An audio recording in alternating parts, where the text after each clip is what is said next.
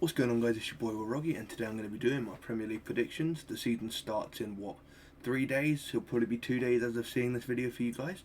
And so I'm going to be running you through my predictions from 20th through 1st, running through why I think that, and then I'll end off with like top scorer, top assister, who's going to win the various trophies, stuff like that. So yeah, kicking us off in 20th, and I think this will probably be the same for most people. I've gone with Luton, obviously coming up for the first time in a long time at Kenilworth Road Stadium, which actually isn't even completed yet. I just think their signings have been lackluster. I mean, today they brought in Ross Barkley. I mean, it's interesting, but is interesting going to keep you in the Premier League and keep you off rock bottom? Absolutely not. So I think it's going to be a swift departure for them. Make some money so that they can maybe stay afloat better in the Championship and come up with a more sustainable squad next time, because I just think that the level of player in that team is just not good enough at all. I've got a list of players who have signed for them here, so I can see if there's anyone else who really catches my eye, but I don't really think so. I mean, yeah, they brought in Ryan Giles from Wolves, T. Chong. I mean, it's pretty mid, to be honest with you. Ogbene from Rotherham. So yeah, all of these guys are coming, and Kabore from Man City. But yeah, it's not really good enough, I don't think. So yeah, Luton are going to be going straight back down in 20th for me. Then in 19th, you've got Sheffield United, who today have just confirmed signing Vinicius Souza from Lommel SK. They've signed Austin Trusty. Yeah, so, you know, that's an Arsenal guy for me. I know that but for me, the reason Sheffield United are so in so much trouble is because, I mean, look at Sander Berg, he's left. Iliman Ndiaye's left. I mean, those are two quality players from that team last season. I don't know how much of an impact that Berger had, but I know that Ndiaye was brilliant. I mean, he's got moved to Marseille.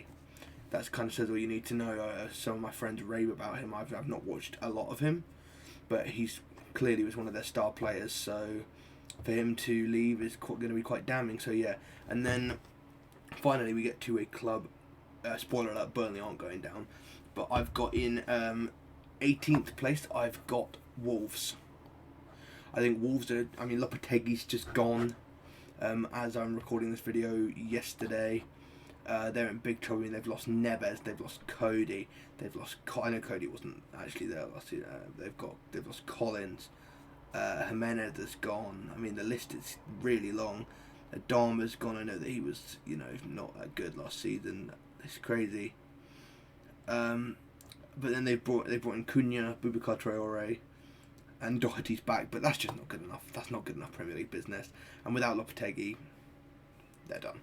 I'm afraid they're done. So yeah, they're going to be in trouble. 17th and avoiding the drop, Nottingham Forest. I'm sure Forest fans will be delighted to hear that.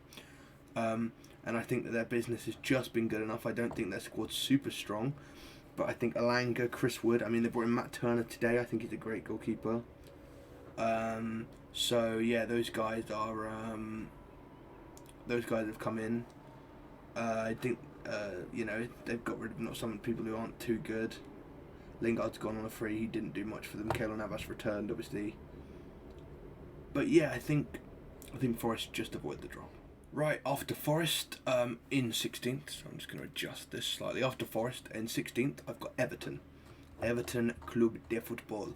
I think that they will stay up after they've been fighting relegation. They brought in Danjuma, Ashley Young. And the signing I'm really excited for them for is Chamiti from, I don't know if that's how you pronounce it, from Sporting Lisbon. Exciting young striker, brilliant on Football Manager, I'll say. He's been the star of one of my saves this season, so maybe I'm a tad biased, but I think he'll be great. And I think they will just avoid relegation, to be honest with you. I think that the other teams are just worse. They've not really lost anyone super big. I mean, Yerry Mina went. Moise Keane left, but he wasn't even there last season. Cody's loan ended, but yeah, I think that'll be fine. Then I've got West Ham, who, to be honest, I mean, you just sold your stars to Pep and Arteta. If Paqueta goes as well as Declan Rice, I think they could be in much more trouble than I've given credit for. And that deal looks like it could progress in the next few days, but I'm basing this purely off of pre-season. I don't like predicting after games have happened. I know there could be some big deals, but I like going before the season. If that Paqueta deal goes through, West Ham could plummet, so I'll kind of factor that in, like saying that they could be worse. But right now, I think that they will be safe but terrible. I think Moyes might go, to be honest with you. I don't think they have. They just haven't done any kind of business. I mean, today they've just got Here We Go from Fabrizio on Ward-Prowse. Maguire's coming in, some English players, but like, I mean, when you lose Rice, it's going to hit you hard. And if you lose Paqueta as well, you're in big, big trouble. That's all I'll say. Then 14th, Bournemouth. Bournemouth, I think, have had a very, very nice window. I think the biggest coup of that whole window is bringing in Iraola as their manager. I think he is just going to be. I think he's going to be fantastic for them. I mean, they brought in Kirkez from Alkmaar, properly good fullback. Romain Favre from Lyon. I mean, Justin Kluivert, I think is great. They've just made some really interesting signings, and they've just, I think, hijacked Max Aarons' deal. He was going to go to Leeds, and now he's gone there. So I think that is going to be a properly good bit of business in the end for Bournemouth. And I think that under a good manager, with quite an exciting squad, with some good young signings, yeah, they'll be all the way up in 14th and 13th. Fulham. They were terrible towards the back end of last season, and I can't quite see that continuing, to be honest with you. Obviously, Mitrovic up in the air. He said he wanted to leave, but nothing's happened yet. They've brought in Calvin Bassey, Jimenez. That's about it, really. And they've got rid of their goalkeeper, their backup keeper, Gaza. Obviously, Shane Duffy went to Norwich. Joe Bryan's company. They weren't really playing these guys. So yeah, I think Fulham, a couple more signings need to come in, but I think they'll be fine, to be honest with you, because they're just, as I said, the worst team in the league. I mean, they've kept hold of Palhinha. That's big. That's big for them. They can keep hold of him for the whole window, which I think they will. I think they're in a good stead. Then in 12th, like always, I feel like they're always around this spot, is Crystal Palace. They're just kind of mid. They've brought in Franca, who I think could be a very exciting signing from Flamengo. And then Jefferson Lerma from Bournemouth from on a free, who I think is actually quite a good signing. They've lost Zaha, obviously, who was a key player. Butland's gone, but he was not. He was at United on loan, wasn't he? Milivojevic, I don't even know how much he was playing last season. But yeah, I think that realistically they'll be fine. They finish 12th every year, to be honest with you. Eze was brilliant towards the back end of last season. So I think they'll be completely fine. Next up, in terms of my predictions, I've gone for Burnley in 11th, and I know that's pretty high for a newly promoted team. But I just think their business has been good. Their manager's good. They brought in James Trafford, Sanderberg. I mean, Nathan Redmond has got Premier League experience. They brought in Brun Larson, Lawrence Vigouroux. I mean, he won't be playing probably because of Trafford. Amdouni is an exciting prospect up front. Jordan Bayer is a good centre-half. It's going to be interesting. And Obafemi from Swansea. I think it's an interesting one for them, to be sure. And I think that it's quite likely that they will be good. Maybe not quite as good as I've said. Obviously, Wout Weghorst has just gone to Hoffenheim, so he's not sticking around, but I don't think that's going to be a big deal because he wasn't even there last season. But I think Kompany has his chance to flex himself as a manager and be that team. Because quite recently, we've had teams who have come in and they've been pretty successful. Can they be that kind of team? Can they be like a Brentford, a Sheffield United? I mean, we'll see. We'll see. I'm not too sure on them. I didn't watch too much Championship football, but from what you hear, it's going quite well. And their social media team, man, round of applause. Some of their announcement videos are absolutely amazing. The Sanderberg one today. I want a burger. You know, it's just funny.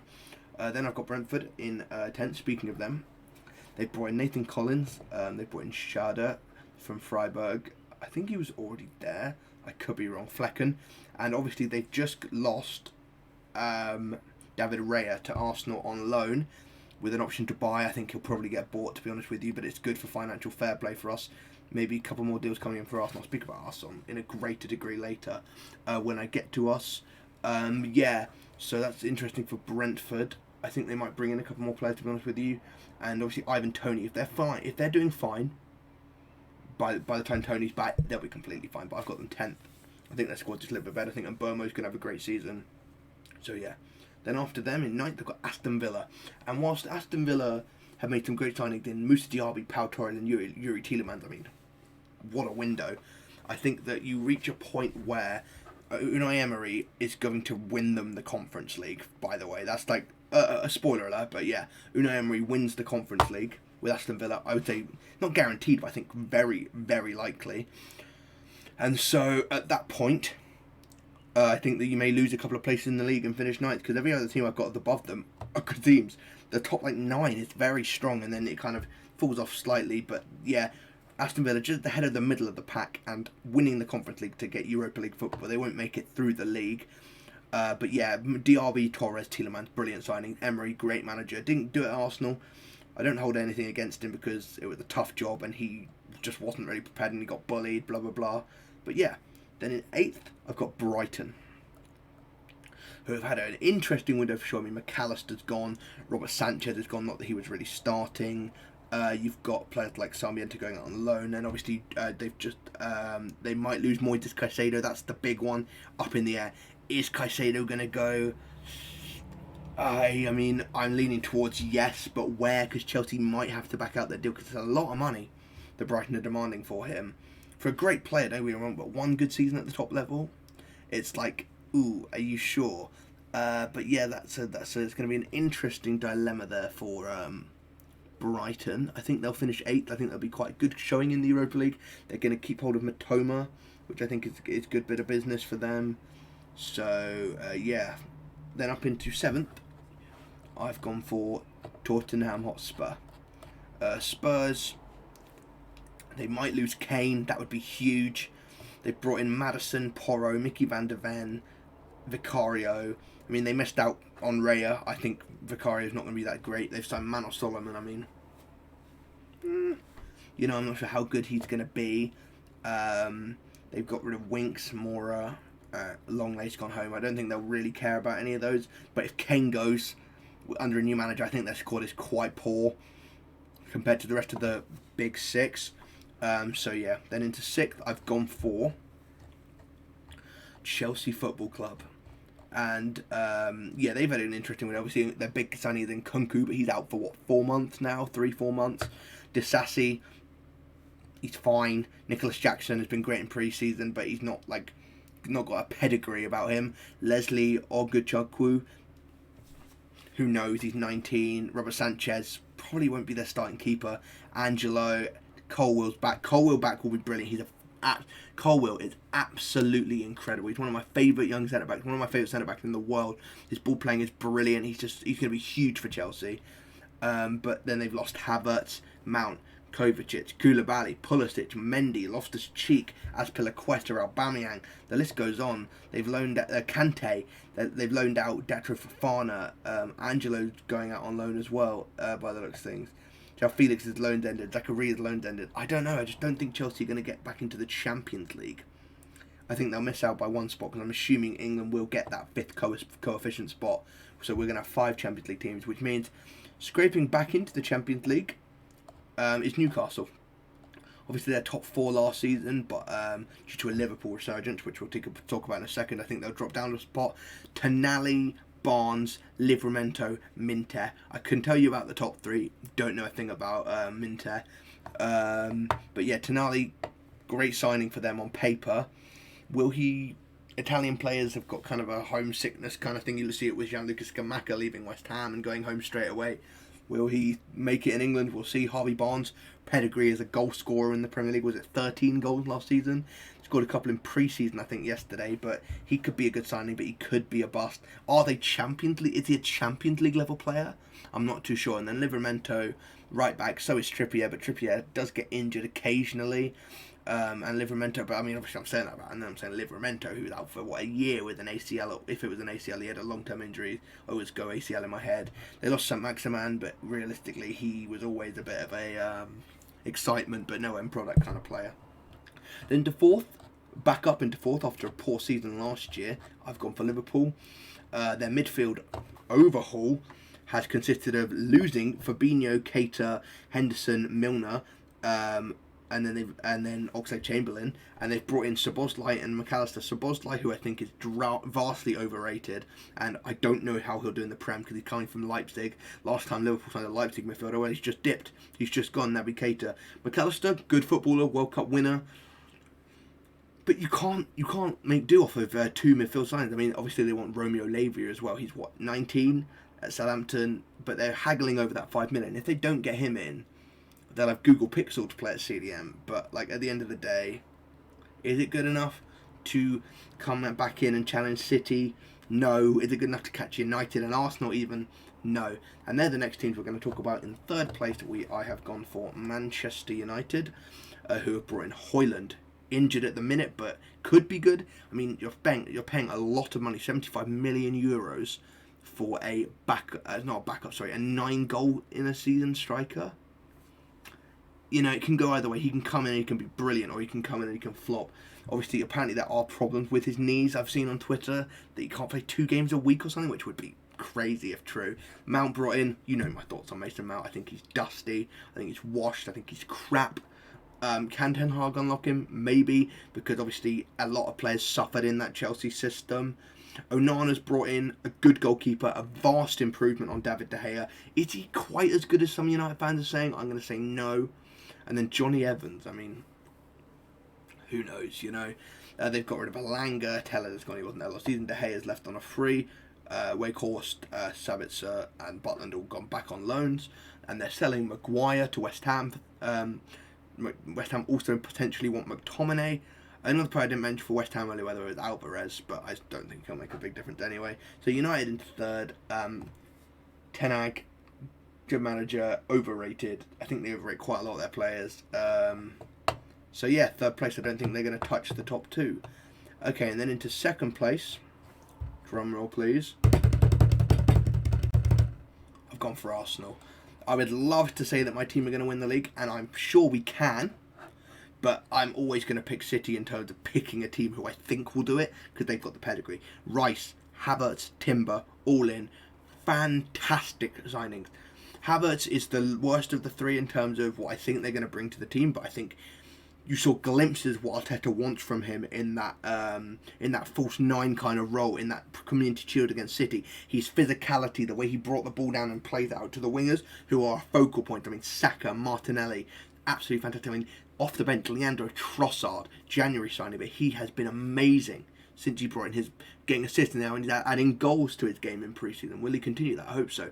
The one big sale, Granit Xhaka, I'll miss him, but I think that we can definitely have a great midfield without him. I mean, Ødegaard, Rice, Partey, what a fantastic midfield that is.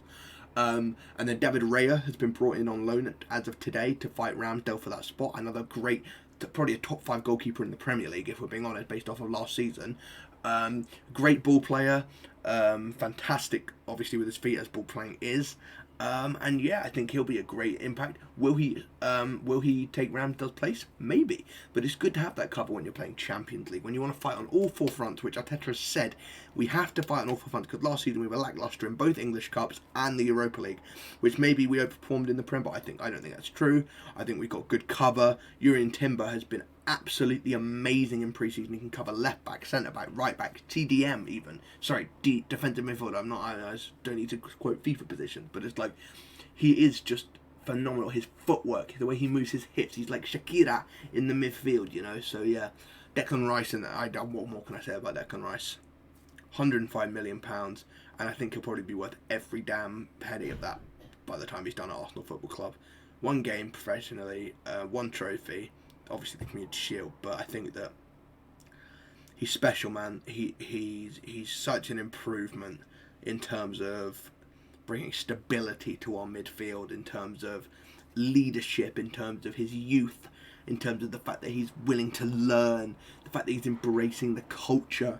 It's just he's going to be amazing, and I'm already in love with Declan Rice. Pause, but yeah, and then of course winning the league, I've got Man City. Who have brought in Kovacic? Is that it? Let me have a look. They've brought in Kovacic. Oh, obviously Vardiol. Bloody hell, I forgot about Vardiol.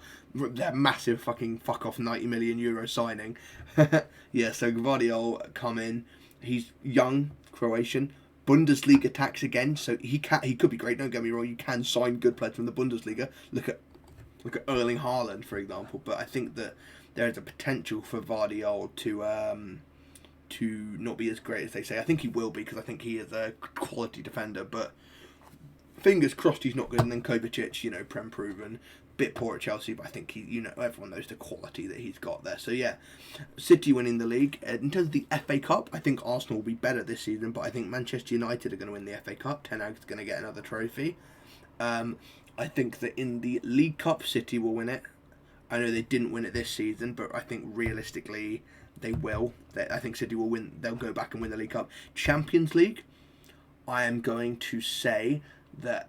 Oh, I mean, I'll do a little bit of a run. I think Newcastle will probably get out of the group just about. Maybe get like round of 16. Arsenal, I think, are going to make the semis. I think City will probably make the semis, and United will probably make the quarters. If I had to guess, I think City can go further than the semis, but I don't know how like the draws match up if these teams play each other.